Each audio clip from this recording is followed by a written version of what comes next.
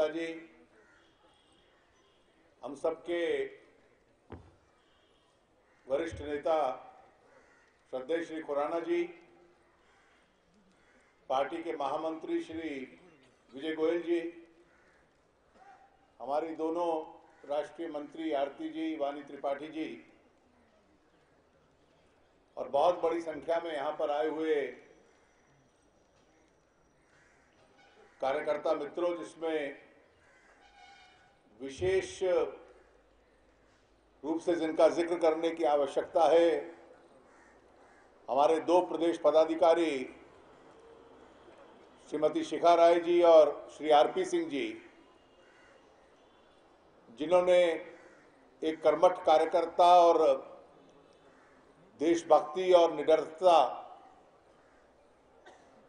का एक उदाहरण हम सब के सामने साबित किया है। मैं अभी विजेंद्र जी से जिक्र कर रहा था कि दिल्ली प्रदेश ने एक अच्छी परंपरा डाली है, विशेष रूप से इस मौसम में, कि जब कभी कोई राष्ट्रीय राजनीतिक विवाद हो या चर्चा का विषय हो, तो मंडल अध्यक्ष मंत्रियों तक प्रदेश के प्रमुख कार्यकर्ता इतनी बड़ी संख्या में इकट्ठे हों एक राजनीतिक चर्चा के लिए। कुछ सप्ताह पहले भ्रष्टाचार और 2G स्पेक्ट्रम के विषय पे हम लोग इकट्ठा हुए थे। आज कश्मीर के विषय पे चर्चा के लिए इकट्ठा है। मैं उनको सुझाव दे रहा था कि इसी प्रकार के कई अवसर आते हैं, अन्य हमारे राष्ट्रीय पदाधिकारी और नेता दिल्ली में उपलब्ध रहते हैं। अच्छा होगा कि बजट से अगले दिन भी बजट और अर्थव्यवस्था की स्थिति पर चर्चा करने के लिए इसी प्रकार का समूह आप इकट्ठा करें, और गर्मी का मौसम आएगा तो कोई अन्य स्थान ढूंढ सकते हैं, लेकिन राजनीतिक कार्यकर्ताओं की पॉलिटिकल एजुकेशन हो, राजनीतिक शिक्षा हो, इस प्रक्रिया को हम लोगों को अपने आंदोलन और संगठन की गतिविधियों के साथ साथ जारी रखना पड़ेगा। पिछली बार जब इस प्रकार के कार्यक्रम में आपने मुझे आमंत्रित किया था, तो मैंने भ्रष्टाचार के संदर्भ में दो विषयों का जिक्र किया था। पहला ये कि जो प्रधानमंत्री जी के आलोचक हैं वो भी और उनके समर्थक भी, दो विषय उनके संबंध में कहे जाते थे कि उनकी विशेषता यह है कि बहुत बड़े राजनीतिक नेता नहीं रहे, बहुत अनुभव नहीं था राजनीति का, लेकिन निजी तौर पे उनको स्वच्छ व्यक्ति माना जाता था और एक विद्वान पढ़ा लिखा अर्थशास्त्री माना जाता था। आज 7वां वर्ष इस सरकार का है और पिछले 3 वर्षों से मुद्रास्फीति जिस प्रकार से बढ़ी है और अर्थव्यवस्था की हालत जो बिगड़ी है, वो बहुत बड़े अर्थशास्त्री हैं, लेकिन अर्थव्यवस्था का संचालन करने में पूर्ण रूप से विफल है। आज फिर जो साप्ताहिक आंकड़े आते हैं, खाद्यान्न पदार्थों की कीमतें 17% को एक बार पार कर चुकी हैं। दोहरे आंकड़ों में, डबल डिजिट में मुद्रास्फीति पहुंच जाए, यह किसी भी विकास के लिए, किसी भी अर्थव्यवस्था के लिए ठीक नहीं होता। और आज 3 साल हो गए कि लगातार फूड आइटम्स, खाद्यान्न पदार्थों की कीमतें, जब उसकी कीमत बढ़ती है और वो डबल डिजिट में रहती है, तो ये आम आदमी के खिलाफ एक षड्यंत्र हो जाता है, ताकि आम आदमी का जीवित रहने का, भोजन खा पाने का अधिकार भी उससे वंचित कर लिया जाता है। अब कागज के ऊपर आप अर्थशास्त्री हैं और संचालन आप कर नहीं पाते। मैंने यह भी जिक्र किया था कि भाई स्वयं कहना कि मैं स्वच्छ हूं, लेकिन मेरे आसपास जो गंदगी है मैं उसका नियंत्रण नहीं कर पाता। पिछले 3 वर्षों से जो बात हम कह रहे थे 2G स्पेक्ट्रम के संबंध में, पहली पुष्टि उसकी हुई जब सीएजी ने उसके ऊपर मोहर लगा दी। जिस दिन सीएजी की रिपोर्ट सार्वजनिक हुई तो 1.25 साल पहले जब राज्यसभा में यह विषय हमने उठाया था तो मैंने अपना भाषण और सीएजी की रिपोर्ट की तुलना कर रहा था। तो यह कोई ऐसा काम नहीं था जो जानकारी में नहीं था, सब तथ्य भी मिलते थे, आंकड़े भी मिलते जुलते थे। और कल जो सीबीआई ने कहा और आज कोर्ट में जो तर्क दिए, ये सब सार्वजनिक जानकारी में थे। लेकिन क्या कारण था कि 3 वर्ष लगातार लाखों करोड़ों रुपए का नुकसान इस देश का हो जाए और इस देश की सरकार और इस देश के प्रधानमंत्री उस पर कुछ कार्रवाई ना करें। जब दिसंबर जनवरी 2007 जनवरी 2008 यानी आज से 3 साल से पहले ये लाइसेंस दिए गए और स्पेक्ट्रम बांटा गया सस्ते दाम पर, तो उस वक्त जो वित्त मंत्री थे श्री पी चिदंबरम, जो गृह मंत्री हैं, उन्होंने 15 जनवरी को प्रधानमंत्री को पत्र लिखा, ये इतना घाटा है, इसको रोकिए। तो हम विपक्ष के लोग कह रहे थे केवल इतना नहीं था। सीएजी की रिपोर्ट में जब मैंने वो पत्र पढ़ा जनवरी 2008 का, तो आपके अपने वित्त मंत्री भी कह रहे थे इसकी नीलामी कीजिए, इसको 2001 के दाम पे मत दीजिए। लेकिन अपनी कुर्सी बचाए रखने के लिए जो 3 साल तक प्रधानमंत्री की चुप्पी थी, उसकी वजह से देश का इतना बड़ा नुकसान हुआ है। और 3 साल बाद आप उनको पकड़ लें, वो पैसा वापस नहीं आ सकता, वो घाटा पूरा नहीं हो सकता, और एक प्रकार से दिखावे की कार्रवाई कर ले। श्री राजा इस्तीफा दे दे, यूपीए के इनके साथी डीएमके के लोग कहें कि नहीं हम उसको दोषी नहीं मानते, हम उसका इस्तीफा नहीं स्वीकार करेंगे। तो जो सुबह से हो रहा है एक नाटकीय तरीके से हो रहा है। अंग्रेजी भाषा में इसे कहते हैं थिएटर ऑफ द अब्सर्ड। ये थिएटर ऑफ द अब्सर्ड है कि आप 3 वर्ष तक उसको मत रोकिए, उसको भ्रष्टाचार करने दें, देश का नुकसान करने दें, 3 साल बाद आप दिखावे की कार्रवाई कर लें, और उसका जो राजनीतिक दल है, जो आपका साथी है, जिसके समर्थन की वजह से आपकी सरकार टिकी हुई है, वो कहे हम तो उसको दोषी ही नहीं मानते। ये मित्रों एक परिस्थिति है। राजनीतिक ईमानदारी वो होती है कि जब आपसे गलती हो रही है उसको स्वीकार कर लो। जब गलती को स्वीकार कर लो तो आगे कम से कम वो गलती बढ़ेगी नहीं। कांग्रेस का और उसके नेतृत्व का ये चरित्र और ये सोच नहीं रही। और आज का जो आपका विषय है कश्मीर का, शायद इससे बड़ा उदाहरण इस देश के अंदर कोई नहीं है। सन 47 से आज तक अगर इस देश की 2 सबसे बड़ी समस्याएं रही हैं, तो एक गरीबी से कैसे जूझना है, उसको कैसे मिटाना है, और दूसरी समस्या जिसका बड़ा सरल हल हो सकता था, जो कांग्रेस पार्टी की देन थी और तब से वो समस्या हमारे गले में लटकी हुई है, वो कश्मीर की। जब ये देश आजाद हुआ तो अंग्रेजों ने ये कहा कि इस देश के अंदर लगभग 555 रजवाड़े हैं, अपना भविष्य तय करने का अधिकार उनको स्वयं होगा। लेकिन इस देश का सौभाग्य था कि हमारे पास एक बड़े नेता थे उस वक्त, जिनकी दूरदृष्टि थी, सरदार पटेल। उप प्रधानमंत्री थे, गृह मंत्री थे। उनको जिम्मेवारी सौंपी गई कि इस देश के एक करना है सब राज्यों को, सब रजवाड़ों को। 550 से ऊपर रजवाड़े, एक एक को उन्होंने इकट्ठा किया। सरल काम नहीं था। राजे महाराजाओं का अपना अहंकार होता है। एक जूनागढ़ के नवाब थे सौराष्ट्र में, जिनके राज्य का, सूबे का कोई भी हिस्सा पाकिस्तान से सीमा नहीं मिलती थी। उन्होंने घोषणा कर दी कि मेरा देश हिंदुस्तान के साथ नहीं, पाकिस्तान के साथ जाएगा।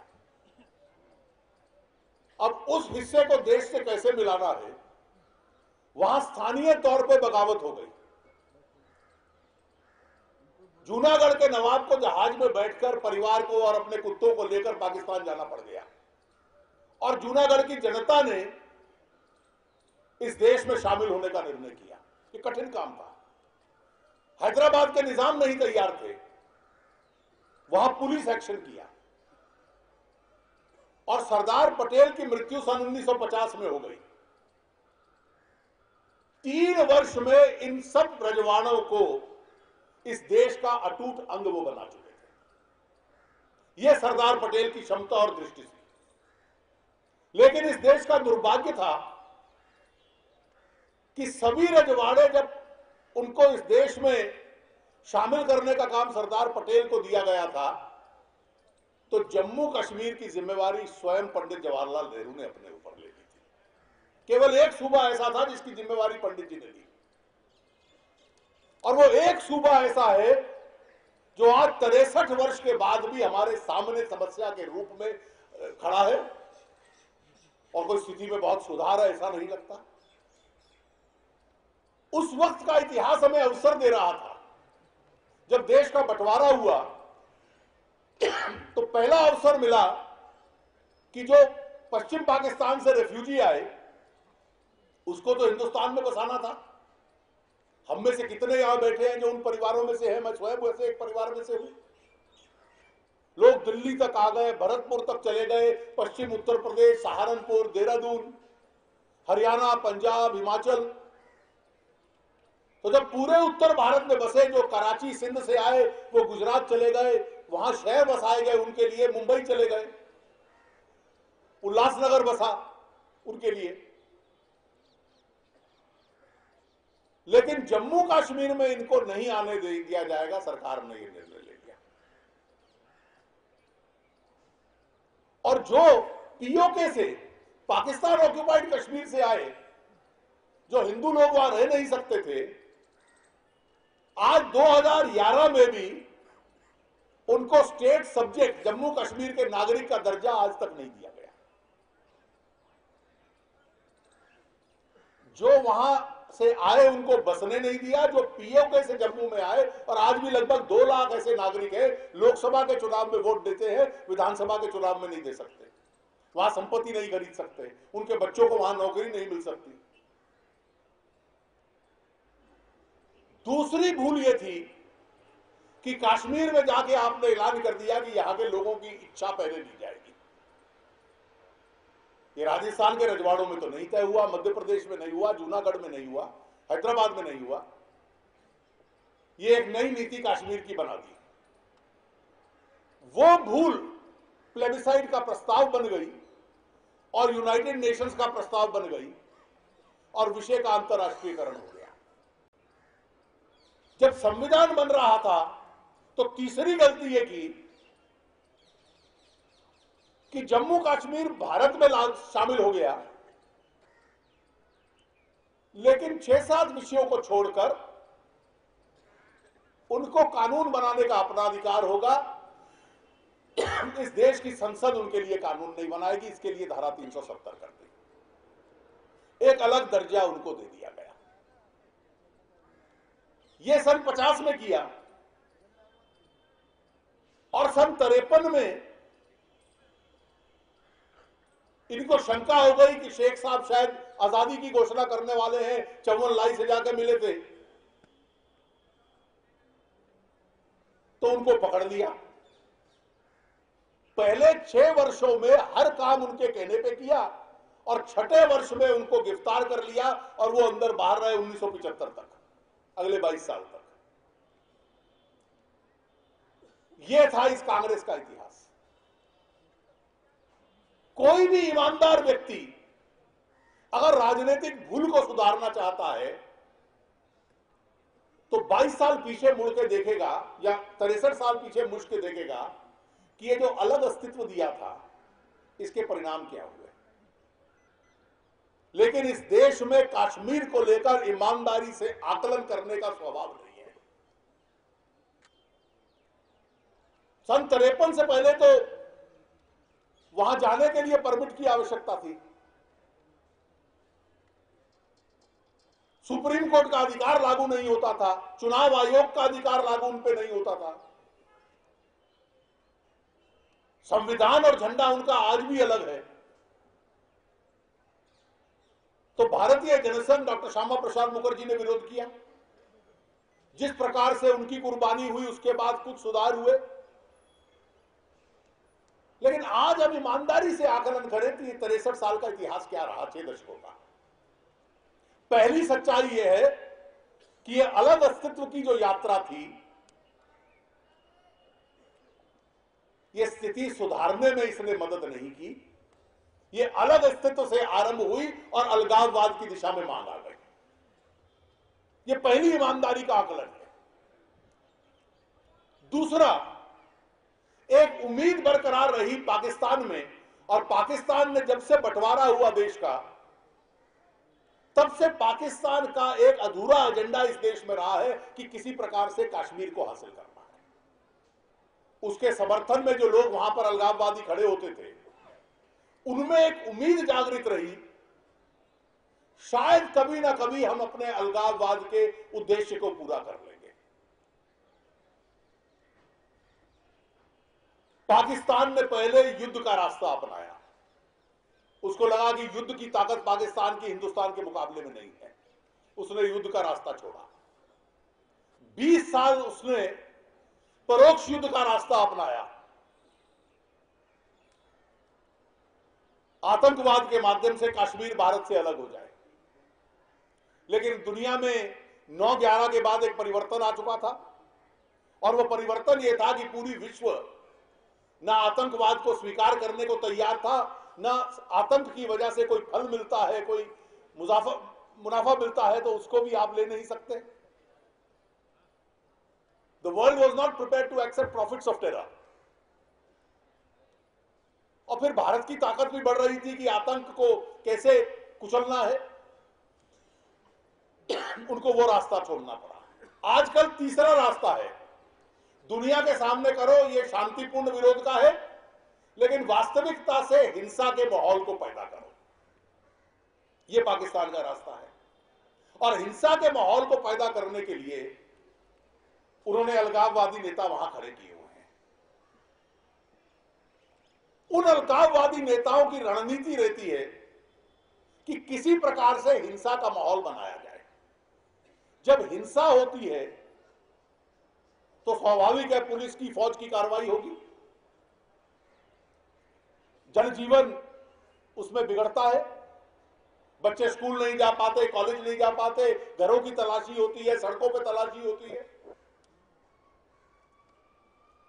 यह भी परिस्थिति आई जिसको स्टोन पेल्टिंग कहते थे, कि बच्चे स्कूल जाते थे या नौजवान कॉलेज जाता था तो हर एक 5-5, 10-10 पत्थर साथ ले जाते थे पुस्तकों के अलावा।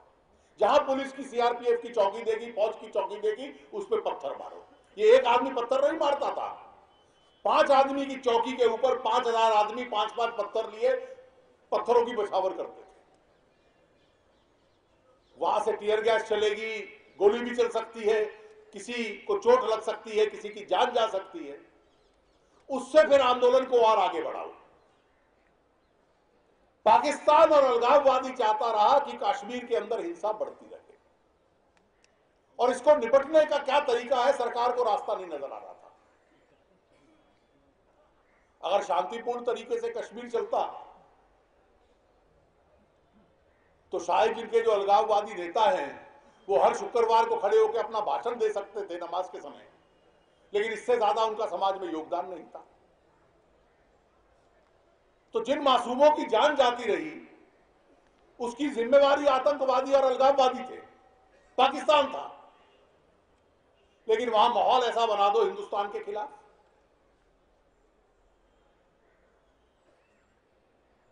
एक और असर हुआ, धारा 370 ने एक इस प्रकार की मानसिकता पैदा कर दी, कोई आदमी जमीन नहीं खरीद सकता, वहां हिंसा होती थी, असुरक्षा का माहौल था, वहां पूंजी का निवेश बिल्कुल नहीं होता था। सरकार जो सहायता कर दे उस सहायता से लोग नौकरियां पा सकते थे, विकास हो सकता था, उसके अलावा पूंजी का निवेश बिल्कुल नहीं था। जहां इन्वेस्टमेंट नहीं है, इंडस्ट्री नहीं है, शांति नहीं है, वहां रोजगार नहीं है, टैक्सेस नहीं है, डेवलपमेंट नहीं होगी। तो एक प्रकार से 370 ने जम्मू कश्मीर के साथ भी अन्याय किया, कश्मीर घाटी के साथ भी किया। जम्मू तो फिर काफी शांतिपूर्ण क्षेत्र था। अटल जी की सरकार ने इंडस्ट्रियल पैकेज दे दिया कि जो जाकर जम्मू कश्मीर में निवेश करेगा उसको कोई टैक्स नहीं देना पड़ेगा। इस प्रकार का पैकेज दे दिया। जम्मू क्षेत्र को थोड़ा सा लाभ हुआ, मनमोहन सिंह जी ने आते ही उसको समाप्त कर दिया। लेकिन फिर भी कश्मीर घाटी में लोग निवेश करने को तैयार नहीं थे। तो 370 का नुकसान कश्मीर घाटी में रहने वाले लोगों को भी हुआ। जब वो कहते हैं कि मेरा रोजगार कहां है, मेरा विकास कहां है, तो उसके लिए जो राजनीतिक और आर्थिक और सामाजिक स्थिति चाहिए आपके यहां कहां है। 370 को कोसो और अलगाववादियों को कोसो पहले, यह भी सोचने की आवश्यकता थी। लेकिन सरकार में इतनी ईमानदारी नहीं थी, कांग्रेस में इतनी ईमानदारी नहीं थी कि ईमानदारी से इसका विश्लेषण कर पाए। और इसके पीछे एक सोच थी। सोच यह थी कि भारत और भारत के हर राज्य का जो रिश्ता है वो अटूट है। जब अलग दर्जा दिया तो पंडित जी ये जानते थे कि कश्मीर और हिंदुस्तान के रिश्ते को मैंने कमजोर रखा, इसको और कमजोर करो, ये कहने वाली ताकतें पैदा हो गई। नेशनल कॉन्फ्रेंस आज कहती है कि सन 53 से पहले की स्थिति ले आओ, स्वायत्तता दे दो, ऑटोनॉमी दे दो। उसका अर्थ यह है कि सुप्रीम कोर्ट का अधिकार लागू नहीं होगा, चुनाव आयोग का नहीं होगा, वहां राज्यपाल नहीं होगा, सदर रियासत होगा, मुख्यमंत्री नहीं होगा, वजीर आजम होगा। अलगाव की सोच और बढ़े। पीडीपी कहती है सेल्फ रूल दे दो, और उसके साथ साथ इसको डीमिलिटराइज कर दो, सेना को यहां से हटा दो। सेना को हटा दो ताकि आतंकवादी और अलगाववादी जो कुछ करना चाहे उनको खुली छूट मिल जाए। इस सीमा को कमजोर कर दो, लाइन ऑफ कंट्रोल को, ताकि आतंकवादियों के लिए आना जाना वहां से और सरल हो जाए। और मुझे तो कई बार बड़ी चिंता होती है, अभी हाल में पिछले सप्ताह पाकिस्तान के पुराने विदेश मंत्री खुर्शीद कसूरी यहां आए हुए थे। उससे पहले 2 साल पहले जब मुशर्रफ साहब गए लंदन में, तो उन्होंने भी एक इंटरव्यू दिया था। वो कहते हैं कि हमारा तो 90% मनमोहन सिंह जी की सरकार से 2006-07 में बैक चैनल डिप्लोमेसी में फैसला ही हो चुका था। ये डीमिलिटराइजेशन भी कहते हैं, सॉफ्ट बॉर्डर भी कहते हैं, और सरकार चुप है।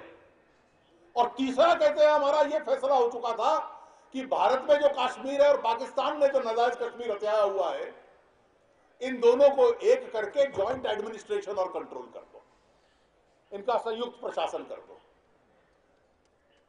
खुलेआम आकर दोनों कह रहे हैं कि हम सरकार में थे तब हमने ये इनसे बैक चैनल डिप्लोमेसी में फैसला किया, सिर्फ हस्ताक्षर होने रह गए थे। मुझे विश्वास है ऐसा नहीं हुआ होगा, लेकिन कम से कम सरकार तो उसका खंडन करे।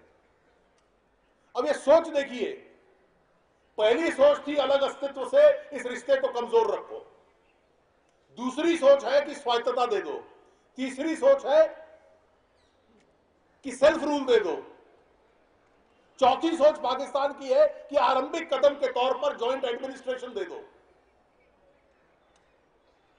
और अंतिम सोच है कि इसको उस दिशा में ले आओ और आजादी दे दो। अब आजादी की कल्पना क्या है, किसी ने सोचा है इसके संबंध में? आज की दुनिया की राजनीतिक स्थिति में, जिसको जियोपॉलिटिकल सिचुएशन कहते हैं, कोई इसकी क्षमता है? किसी ने इसके परिणाम सोचे हैं? इस देश की ऐसे स्थिति में आर्थिक स्थिति क्या होगी, राजनीतिक स्थिति क्या होगी, सिक्योरिटी सिनारियो क्या होगा, किसी ने सोचा नहीं। लेकिन उद्देश्य यह है कि उस दिशा में जाओ। और दुर्भाग्य हमारा यह है कि इस देश के अंदर बहुत बड़ी राजनीतिक जमात है जो इसके दूरगामी प्रस्तावों पर सोच नहीं रही। दूसरी तरफ आप चले जाओ तो लद्दाख और जम्मू के लोग चिल्लाकर अपनी शिकायत करते हैं। जो पूरा पैसा राज्य में आता है उनके साथ भेदभाव होता है, नौकरियों में भेदभाव होता है, विकास के खर्चे में भेदभाव होता है, वहां पर कॉलेज के दाखिलों में भेदभाव होता है, राजनीतिक परिस्थिति में भेदभाव होता है। जनसंख्या जम्मू की ज्यादा, क्षेत्रफल जम्मू का ज्यादा, असेंबली और लोकसभा में सीट घाटी की ज्यादा,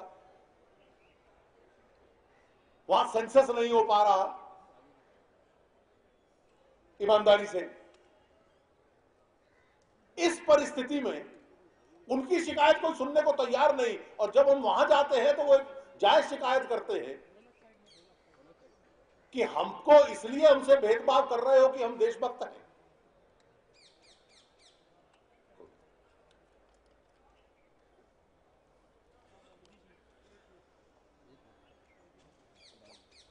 हमसे इसलिए भेदभाव कर रहे हो कि हम देशभक्त हैं। अब सरकार का इसमें नजरिया क्या है? अटल जी की सरकार थी तो हर वर्ग हुर्रियत भी मानने लग पड़ा था कि ये कम से कम ईमानदारी से बात करते हैं। अभी सुषमा जी और मैं जब घाटी में गए तो हमें कल्पना नहीं थी, हमको लगता था कि हमारी विचारधारा, वहां कुछ लोग ऐसी बात करते हैं उसके विरोध में है, लेकिन वो हमें आकर कहते थे कि अटल जी अगर होते तो विषय बदल चुका होता। और एक अटल जी का बयान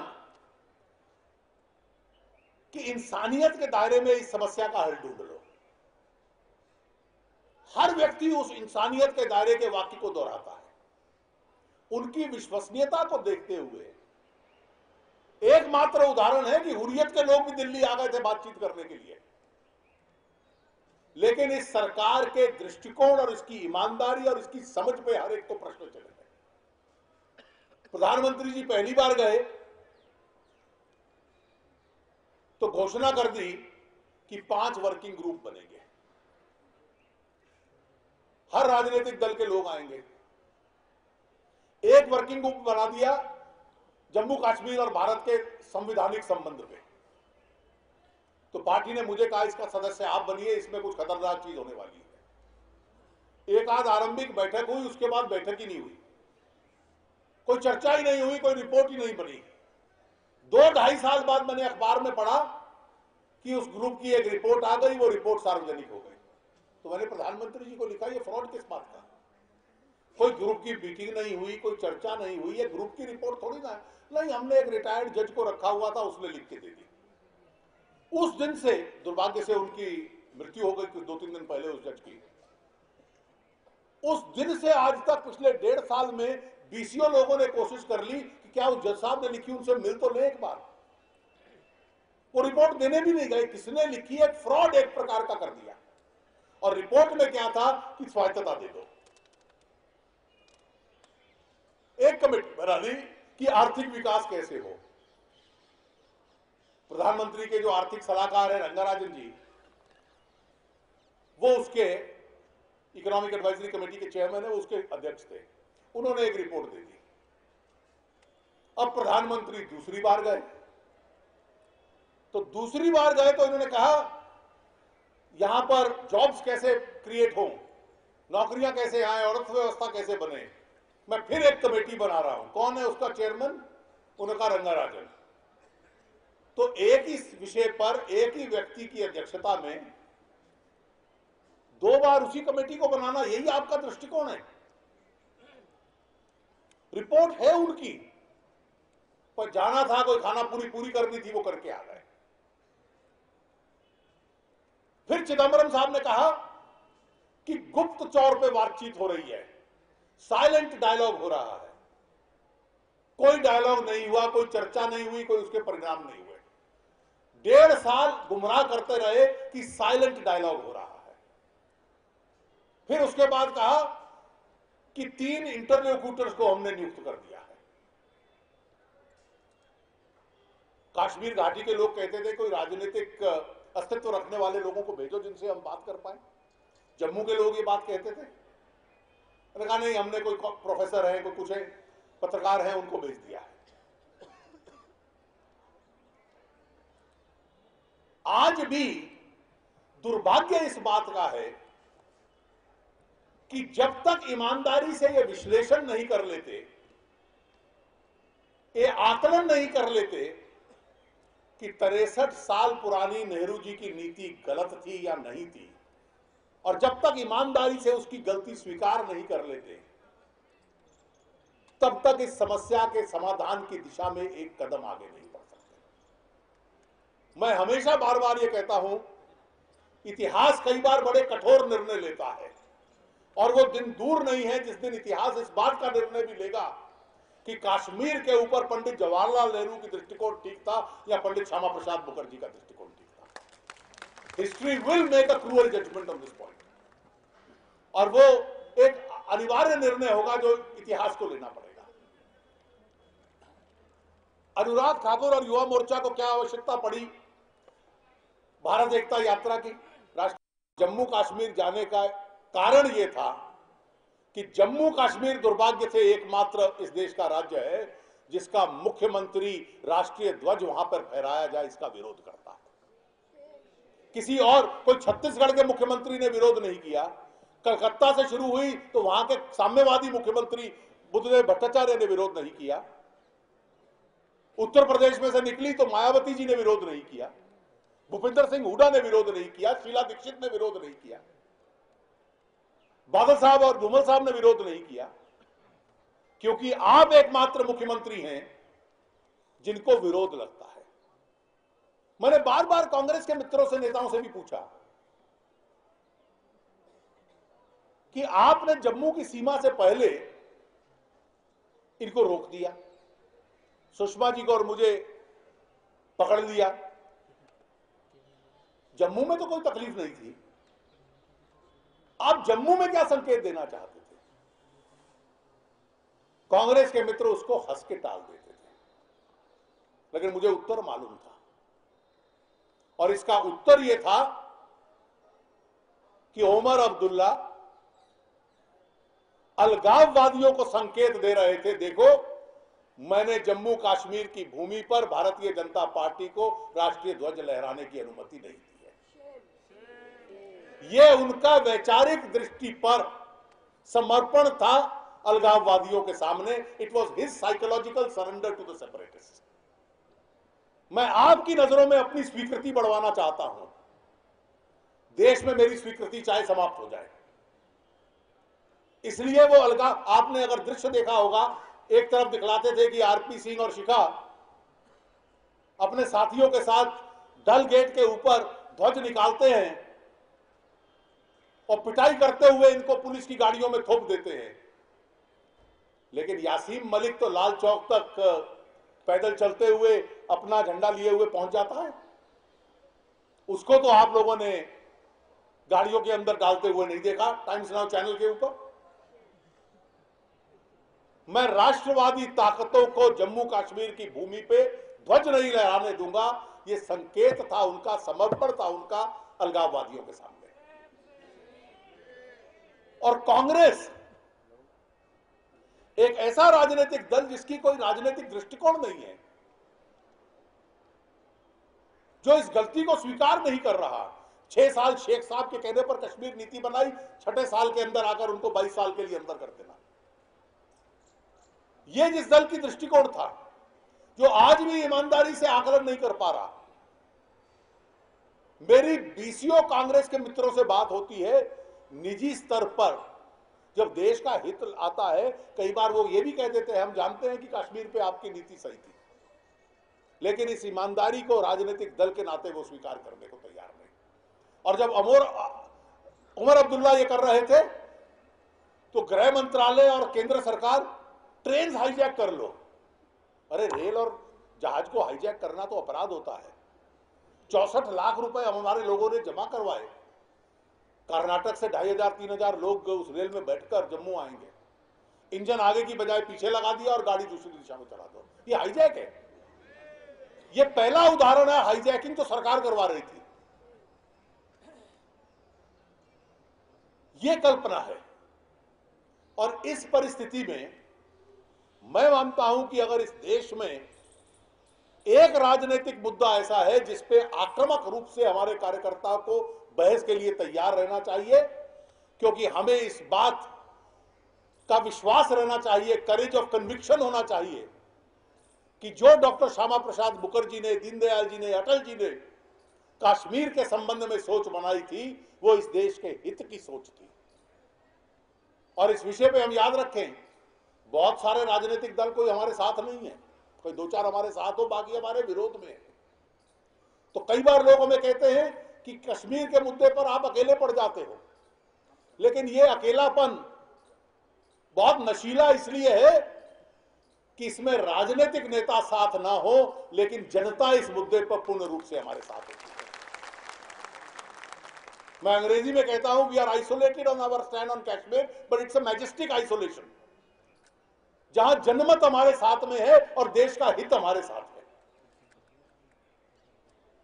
यह विषय कभी किसी धर्म मजहब का नहीं है, हिंदू मुसलमान का नहीं है, ये देश की एकता का है। और इसको लेकर 63 वर्षों का इतिहास हमारे पक्ष में गवाह की तरह खड़ा है। और जब जब यह विषय आएगा, इसकी समझ, इसके सब पहलुओं की समझ आक्रामकता से हम रखें, लेकिन एक विषय स्पष्ट रूप से रखें, जो बार बार सुषमा जी और मैं कह भी रहे हैं, मैंने लिखा भी है कई बार इस पे,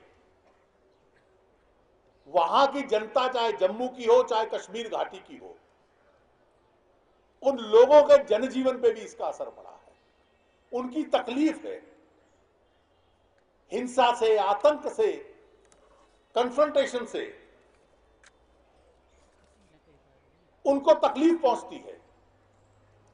उनके दुख और पीड़ा को कम करने के लिए, उनके आर्थिक विकास के लिए, वहां शांति का माहौल लाने के लिए सरकार जो भी कदम उठाएगी,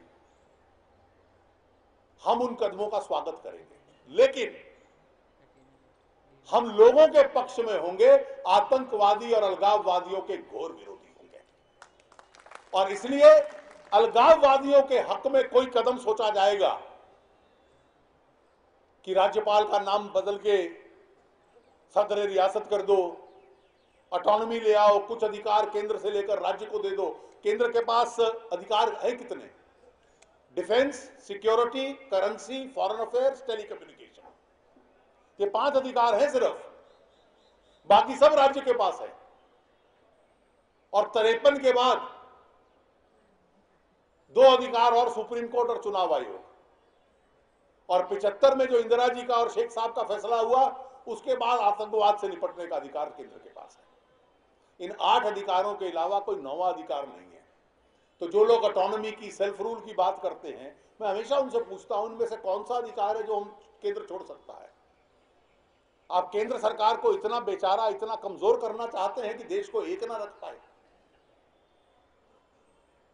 यह उद्देश्य था। और तिरंगा यात्रा क्यों, जो ये प्रश्न पूछते हैं, इतिहास की इस भूल को सुधारने के लिए भारतीय जनता पार्टी एक एक कदम उठाती रहेगी, इस देश को याद दिलाती रहेगी, और जिन लोगों ने यह समस्या पैदा की है, उन लोगों के सामने ये प्रश्न चिन्ह खड़े करती रहेगी। ये हमारे दल का उद्देश्य है। आरंभ से एक राष्ट्रवादी दल होने के नाते हम इस विषय को उठाते रहे हैं, और हमारे जो भी कार्यकर्ता दिल्ली से और युवा मोर्चा के कार्यकर्ता सारे देश से गए, वो बहुत बहुत स्वागत, अभिनंदन और बधाई के पात्र है। और अंत में एक बार फिर दिल्ली के जो दोनों प्रमुख कार्यकर्ता और अन्य युवा साथी वहां पर गए, उन सब का मैं आप सब की ओर से हार्दिक अभिनंदन करता हूं। बहुत बहुत धन्यवाद।